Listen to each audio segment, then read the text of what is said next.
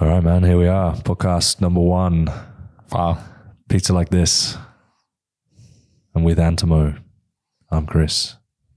How we doing, brother? Very good. How are you, Chris? I am pretty good. Pretty good, buddy. Pretty excited. Yeah. I always like it when you come to Sydney and see me. Yeah, that's good. I love to come to Sydney too. I love this beautiful city. I come down to see you occasionally in Melbourne, but it's a long distance relationship, would you call it? Yeah, we have a very long distance relationship. That's okay. It's still working after 3 years now so far.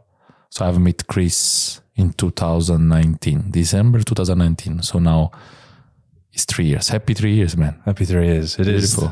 What are we going to do? We're going to go and eat pizza? Yeah, we're gonna do a pizza night. Just as always, as I come to Sydney, we just go around all the pizzeria and try the best one. That's what we do. So do you remember the first time we went on a date? Yes, it was at Rosso Antico in where is that? In Sydney, but which area? In Newtown. In Newtown, yeah, in Newtown. That was our first pizza date, and you ordered 2 pizzas. Yeah, and after we ending up getting the third one because we were too hungry. No, I think we went via Napoli. Ah, yes. Surrey Hills I forgot about that. Yeah. And we had another 2 pizzas. Wow, that's good. And I think we ended up having another pizza. Yeah. At Via Napoli, yes, I remember. And then Luciano's. And the Luciano, yeah, we did the pizza tour. Yeah, we did 3 pizzeria in one night. That was good. 5 pizzas. 5 pizza, wow. In 2. That's amazing. That's how much that's how much passion and love we have towards pizza. Like we done in one night, we done 3 different restaurants. That's insane. I don't know how many people We'll do that. have gone to 3 restaurants and had pizzas. So Wow. I guess that just shows the level of pizza loving that we are at here. So yeah, this podcast, it's really where mine and Antimo's passion for pizza merged together, and we are trying to get to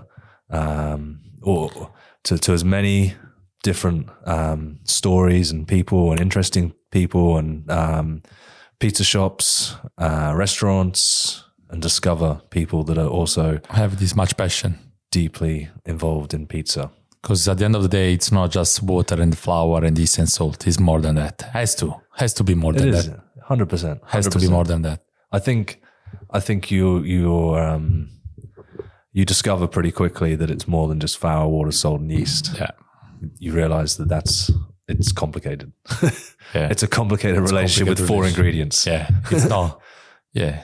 It is. It's unbelievable. I think from my side of things, I definitely underestimated how complicated it is. That's when I true. started. I don't know if everybody starts off just thinking you mix That's true. some flour with some water and some yeast and some salt, and you come up with a That's pizza. true. And then I think you discover this gap of where your pizzas are and where other pizzas that you've seen are, and you're like, well, what's the difference? Yeah. And that's the intrigue, I think, that everyone sets out on this journey of trying to make these pizzas themselves that look and taste a certain way, which It's very hard to achieve. is hard. Yeah. And everybody wants a certain type of pizza that they're seeking, and to make it themselves is something which it's a long journey. Yeah. Especially when you come from the city of the pizza, Naples, you have a big responsibilities, you know. I feel sometimes like it's like a good things, but it's like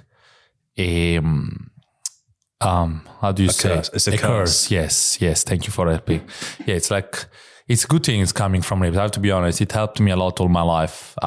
Being from the city of the pizza, where the pizza was created, was really something that helped me. But it's a curse as well, because the expectation is just insane, and then you live with the fact that you cannot go there and give a wonderful experience, because if you don't do that, you are from Naples. Come on, you are the pizza where the pizza was created. So it's very big responsibility, big things on you. Big Responsibility, to film. So, but yeah, anyway, that's in Naples. It's good to be from there. Then I moved here 11 years ago now. Were you ever a pizza maker when you grew up? Did you always make pizzas when you were a kid? No, I Did was. you have I was family that taught you and handed it all down. To be honest, I was studying economy, and then I was helping one of my mom's friends that they had a restaurant at that time. I was helping them in this pizza shop. But I was studying, but I was always a little bit of passion. I mean, you're born with that passion inside your vein anyway. If you come from Naples, like it's inside you, you're born with that. And then came to Australia. So how old were you when you started making pizzas? Was about 17. Okay. Yeah. And I'm assuming that was Neapolitan pizza that you were making? Yeah. So you had some experience before you came to Australia? 100%. Yeah. Yeah, it was. Then I came here, and then my first job was actually not in a pizza industry. It's actually a barman in Lagos Street, Melbourne. Yep. And then I was dishwasher, second job. Very funny. I lost 1 week. That's how much I lost. Then I was working there and there in some other restaurant, jumping in one restaurant to another to find my reality for what I like. Then I stayed to this pizza restaurant in Docklands in Melbourne. Mm-hmm. They were making like non-Napolitan style. They were making like some sort of classic. Yeah, was the dough was mixed with the 00 flour and semolina flour, so it's got that rustic flavor, taste, and with a gas fire oven. Yeah. Then from there, I still remember I've been there for quite long, like maybe 8-9 months. And then I remember, I don't know how, this guy told me, you should go and try at 400 Gradi in Lagos Street to take the position as pizza maker. They are always looking. And at that time, they wanted the best pizza in the world, 2014, for the Pizza Verace Napoletana. And I remember I went there for an interview. And I met this guy, his name is Mariano. I'm still a good friend with him. He was my manager for a long time. And I still remember the way, like, he was treating me as a very Napolitan way, like very harsh on you, teaching you the right things to do, not doing a mistake on the oven, not pushing the oven too hot, not lift the pizza on the shovel and bring to the flame, like all these things that a true mentor. Yeah, true mentor. Yeah, he was a true mentor. I still remember that. And they took me. Then I stayed there for 1 year in Brunswick. Then they moved me to be the head pizza chef at Crown. Wow, that's amazing. In 1 year?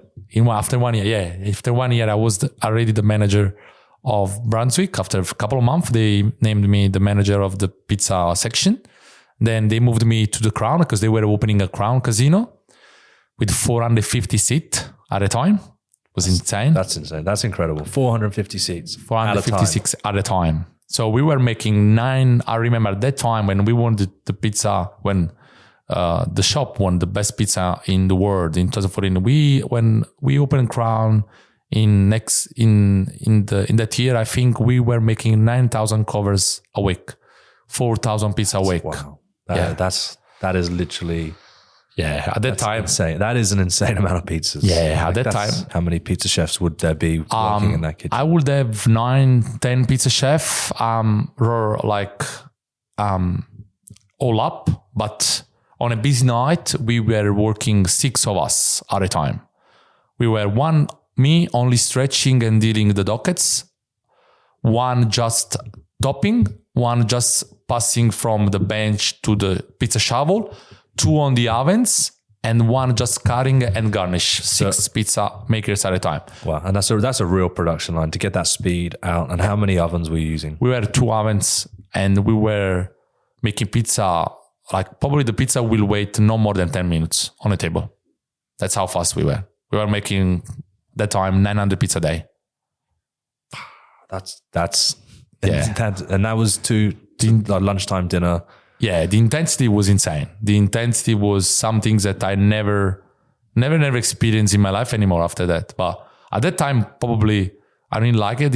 I didn't really enjoy it. But then now, because it was hard, it was very hard graft, and it was unbelievable. In the thick of it. Because was not just dealing with how many pizza you make is dealing with the staff. Now you had to be a dad for them. You had to be a psychologist. You need to be a brother. You need to be a cousin. You need to be a mom.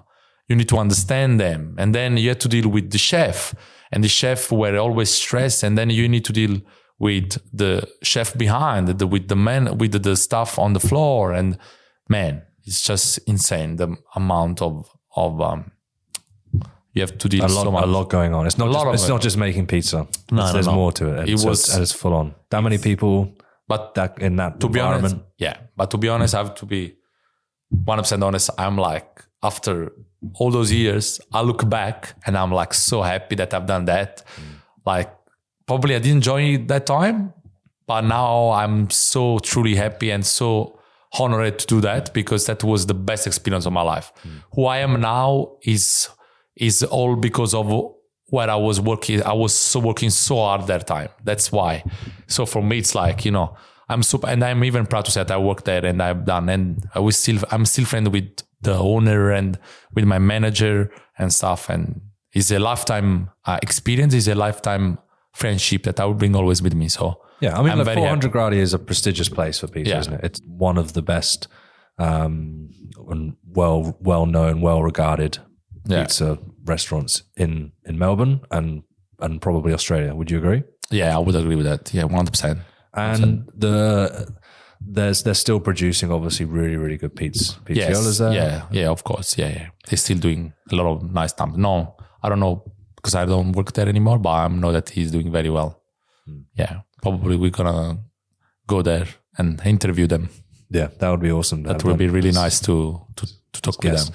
So 400 Gradi, and after that, so you eventually moved on from 400 Gradi. Yeah. So at that time, I still remember that it was so hard. I have to be honest, it was very hard. And the only thing that kept me going was, of course, the friendship of my manager, that he was always supporting me.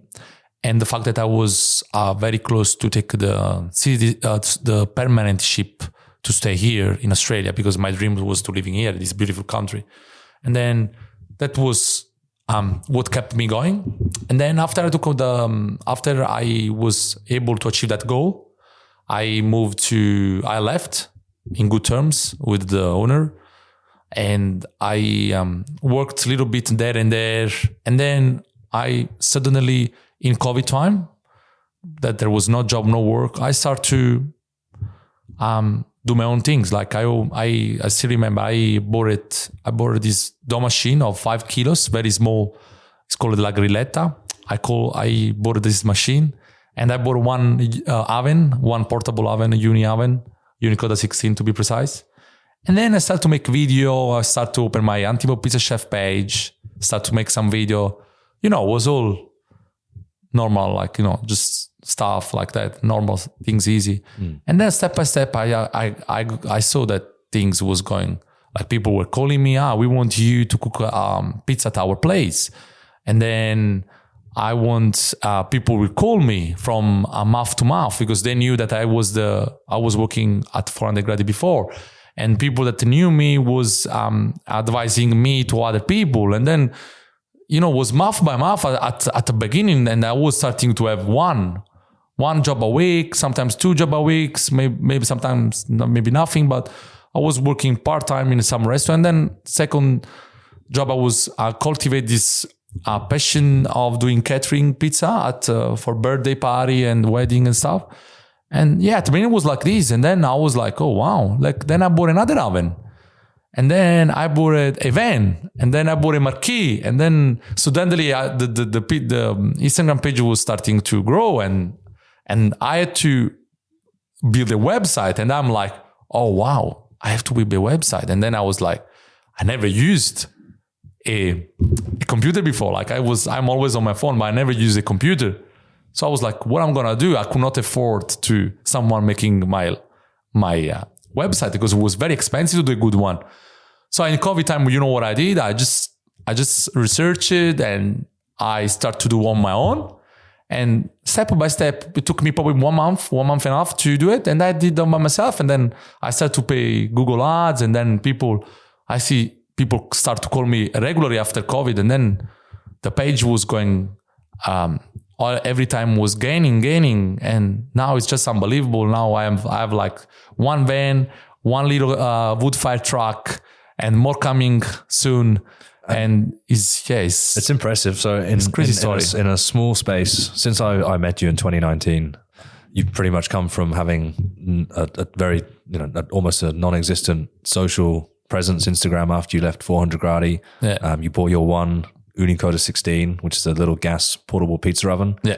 You started posting, you started making lots of dough. I was, getting to know you at that point and talking to you, and I was telling people, my wife, saying, "Oh, this guy Antimo, he's cooking all these pizzas at home and he's throwing them in the bin because he's just basically he's making so much dough at home and taking photos of them that you can't possibly eat them all." So he was literally just making dough, which I thought was insane at the time. But you had a mission, and you were testing and trialing and making all these new recipes, and you were always just sort of seeking that sort of the vision that you pizza makers and us pizza makers all want to make this pizza that's this perfect thing. Yeah, it's always like this. So you've gone from pretty much just that, and you've now built up a massive social profile, which has turned into, you had to build a website because you had people asking to do your events.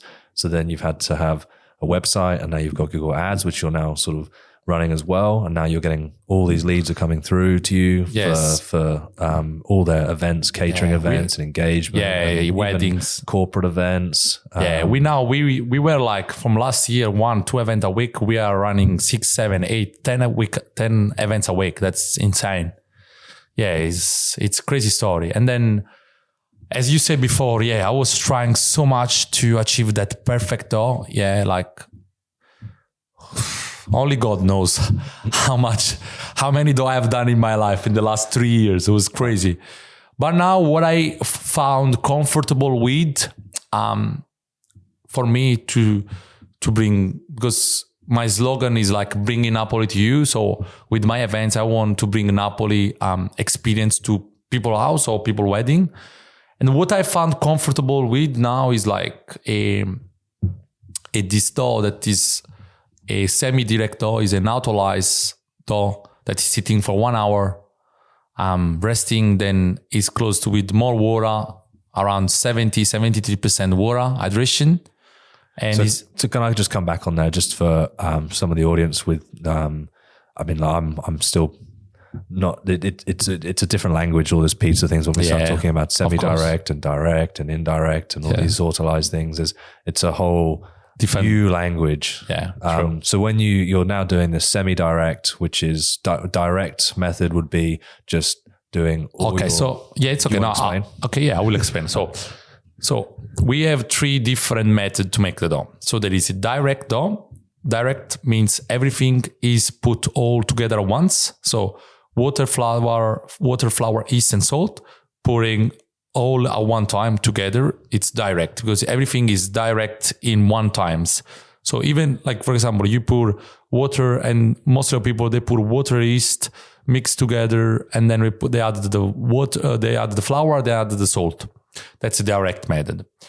Instead, this is direct. Then we have a semi-direct method that is like, for example, an autolyzer. What is autolyzer? Autolyzer is just water and flour combined together and being rested at room temperature for quite of time. Like can be possibly for 1 hour up to 6 hours. That is a semi-direct, because it's not direct because you're gonna wait 1, 2, 3, 4 hours before putting all together. So it's semi-direct dough, and that's got his own characteristic. Like the dough is mainly made to make the dough more elastic. For example, dough that are not really, does have a really good gluten or very elastic gluten. With this technique, you made the dough very elastic because you mixing the dough, mixing water and flour together and resting for some times allows the gluten to be more elastic. Then we have the indirect dough. Indirect, what does it mean? So indirect dough is another way to make a pizza dough, and so it's basically water, flour, and yeast mixed together at once. Then it's a pre-ferment, so it's gonna pre-ferment for the day before, And then next day you add the other, either flour, salt or water. And that's it is indirect because it's in 2 stages. First stage, just flour, water and yeast at percentage. And then next day you're going to close it with either, depends from you, more water, salt and flour. And that's indirect because it's got a pre-fermented dough. Yeah. And that's what, and so you're using various different techniques for different events. And to be honest, it's a complicated subject, which is why I do different. I think I'm one of the reasons I'm interested to do this podcast with you and other guests that we're going to get on is because it is such a complex subject, which is impossible to just discuss in one episode or a couple of episodes. This is like an ongoing discussion, which like we're going to have a guest on in a few episodes who is super deep, as deep as you are in pizzas, and it's like when we get them on, we'll see. But the 2 of you guys, when you talk, it's like it's gonna be nice. It's unreal. So, and that's really what we want to bring to everybody here is the knowledge that a lot of people have and different ways people are doing things, because there is no one way. Everyone does their own little thing. There is no right and wrong way. It's just the management. That's the most, I would say the most important thing is the management of what you're doing. Because at the end of the day, it's for everyone, it's the same. Water, flour, yeast and salt. That's it. Mm-hmm. It's how you manage that makes a difference. For example, with my events, let's say, for example, like, it's very hard because sometimes I have always different temperature. Like I never sit, I do the event on Saturday, it's 15. I do the events on Sunday, it's 25. You need to deal with different room temperature because you don't have any fridge bringing with you. So it's very challenging and you need to be really good to understand. It's all about timing, right amount of yeast, salt. So I'm not really a recipe. I just change between a very good pizza maker. Yeah, it's not one recipe. You need to understand which, like tomorrow it's hot, then you change something. Tomorrow it's cold, you change something. You need to adapt. That's the pizza maker doesn't have one recipe. It's just you adapt and that's what I think people really get stuck or really get stuck in this. 100%. That's where all my pizzas went wrong, is because I just thought it was one recipe. Because that's for me personally, how I have recipe books and you cook the recipe. That's it. I poorly and wrongly assume that you just do a recipe as it is, and you basically can get the same results every time. And then you don't, and you think, what have I done different? And sure enough, I was doing different things all the time anyway. I was using different flours, I was using different yeast from different places, and I didn't even know what I was doing. It was that bad. This is, when I started out, that there's so much going wrong all the time. You can't pinpoint what it is. So yeah. No, but that's the reality. Why many people struggle. It's because you cannot give a simple recipe. You just need to change and adapt to the situation of you have. Like very important things. It's not like very important question that people don't ask is that which flour should I use for what I want to do, or for when I need to use. Like this would be question need to be asked, because every flour has different protein content and then needs more or less fermentation time. And they all differ for the water absorption. It's very, very important that the flour you use, people just get stuck in the yeast, the salt, but the flour choice, not the brand, like the flour, like protein content is very, very important in the decision of what you want to do, what you want to achieve, what you want to make, which day, for which temperature. Yeah. For example, in summer, I will hydrate the dough more. I will hydrate the dough less rather than winter, because winter it's cold. So I know it won't grow as fast. Then I can go very hard on hydration. Like I can do 75, easy. But then in summer, I have to drop to 70 or even 68 sometimes, because it's so hot and you need less hydration to work with the dough. because I'm at room temperature. Like I cannot have a refrigeration always with me. I work at room temperature, so it's even more challenging for a caterer because you deal with room temperature. You don't deal with fridge or constant temperature, always the same. Yeah, because you're not restaurant based. You're a mobile caterer, so therefore you literally have to make your dough for the event for that temperature at that event, and it has to last for as long as you're out, which is way more complicated than if you've got a cool room or something set to a temperature. Yeah. And even I have the second van that is a little vintage pizza truck with the Naples colors, and I use it's wood and gas. It's multi-fuel, and to be honest, it's another things that people always ask me is that but we wanted the wood fire, about that. The things is that even in Italy now is starting to realize that the wood doesn't give any flavor to the pizza. It's not true. It was never been true. I mean, that's it's a big statement because there's still a lot of people out there that believe that it does. Yeah, no, I know, but that was saying from the president of the AVPN of the Association Pizza Napoletana Verace in Italy. So it's a statement that is made from the president which is a big deal. It's Antonio Pace is the president, so he was saying that just says that. Yeah, so I was happy when he said that because people always ask me about that, and they think that the wood fire give more taste to the pizza, but instead it's just a fairy tale because the gas cooks the pizza as good as the wood, and the wood doesn't give any flavor. Even if I use wood, just because I think it looks good flame, but it's not. I don't use it because of the flavor.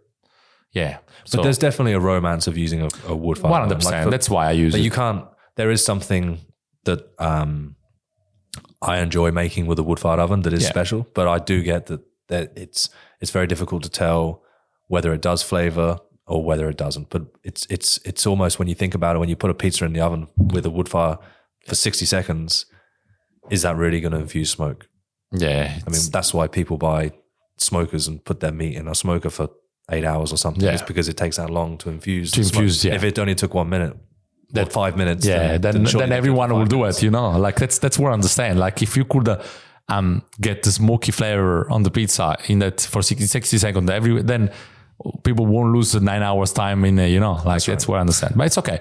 As you said, the romance and the beauty of the flame, you cannot beat that. And I agree with you, but that's why I use wood as well. But the statement was clear from the president of the AVPN, Antonio Pace, that the flavor doesn't give any taste. So I'm happy with that because it's some things that I always wanted to be clear, and people always no, the wood. Nah, it's not true. And that was said from one of the symbol of the pizza in the world, like the president. So, and that's a big deal. Yeah. Very interesting. So what are your biggest challenges that you face as a event caterer, pizza chef? What are your challenges? Yeah, the staff not trained properly.